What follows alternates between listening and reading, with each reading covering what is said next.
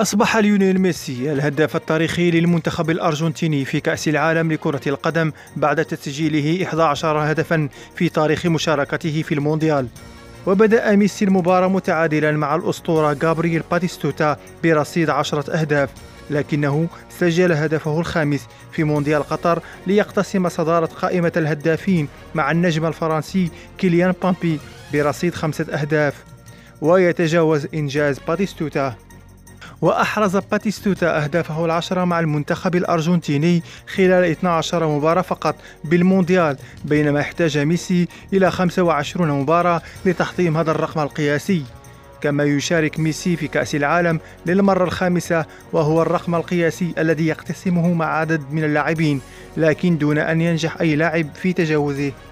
وجاء الهدف الأول لميسي في كأس العالم في نسخة 2006 خلال المواجهة أمام صربيا ومونتينيغرو في سن 18، ليصبح حينها أصغر لاعب ينجح في تسجيل في كأس العالم في تاريخ المنتخب الأرجنتيني.